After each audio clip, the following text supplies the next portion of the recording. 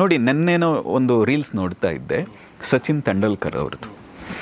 ಅವರು ಒಂದು ವಿನಾಯಕ ದೇವಸ್ಥಾನವನ್ನು ಒಬ್ಬ ಫಾರಿನರ್ಸ್ಗೆ ಬಹುಶಃ ಅವರು ಇಂಟರ್ವ್ಯೂ ಕೊಡ್ತಾ ಇದ್ದದ್ದು ಒಂದು ಸಣ್ಣ ಕ್ಲಿಪ್ ನೋಡಿದೆ ಅಷ್ಟೆ. ಅಲ್ಲಿ ಹೇಳಿದ್ರು, ನಾನು ಪ್ರತಿನಿತ್ಯ ನಾನು ಕೊನೆ ದಿನದ ಕ್ರಿಕೆಟ್ ಆಡೋವರೆಗೂ ಪ್ರತಿನಿತ್ಯ ಇಲ್ಲಿ ಬಂದು ಈ ನಲ್ಲಿನಲ್ಲಿ ಗಣೇಶನ ಗರ್ಭಗುಡಿಯ ಪಕ್ಕದಲ್ಲಿರುವಂಥ ಆ ಕೊಳಾಯಿನಲ್ಲಿ ನೀರು ಕುಡಿದು ಹೋಗ್ತಾ ಇದ್ದೆ. ನನ್ನ ನಂಬಿಕೆ ಏನು ಅಂದರೆ, ಆ ನೀರು ಕುಡಿದ್ರೆ ನನಗೊಂದು ಚೈತನ್ಯ ಅಂತ.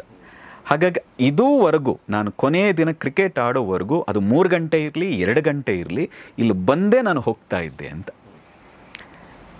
ಅಷ್ಟು ಶ್ರಮ ಹಾಕಿ ಆಡ್ತಾ ಇದ್ದಂಥ ಸಚಿನ್ ತೆಂಡೂಲ್ಕರ್ ಯಾಕೆ ಆ ವಿನಾಯಕ ದೇವಸ್ಥಾನಕ್ಕೆ ಹೋಗಿ ಆ ನೀರನ್ನು ಕುಡಿದು ಇದರಿಂದ ನನಗೆ ಎನರ್ಜಿ ಬರ್ತಾ ಇದೆ ಮತ್ತು ಅದರಿಂದನೇ ಹೌದು ನನಗೆ ಎನರ್ಜಿ ಬಂತು ಅನ್ನೋದನ್ನು ಯಾಕೆ ಹೇಳಬೇಕಾಗಿತ್ತು?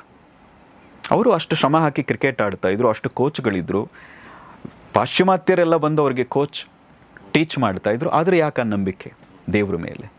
ನೀವೇನೇ ಎಲ್ಲೇ ಹೂಡಿಕೆ ಮಾಡಿ, ಏನೇ ಮಾಡಿ, ಅದರ ಹಿಂದೆ ಒಂದು ಚೈತನ್ಯ, ಅದ್ರ ಹಿಂದೆ ಒಂದು ಯಾವುದೋ ಒಂದು ದೈವೀ ಶಕ್ತಿ ಇದೆ ಅಂತ ಬಂದಾಗ ಮಾತ್ರ ನೀವು ಅದರಲ್ಲಿ ಯಶಸ್ಸಾಗ್ಲಿಕ್ಕೆ ಸಾಧ್ಯ ಅಂತ.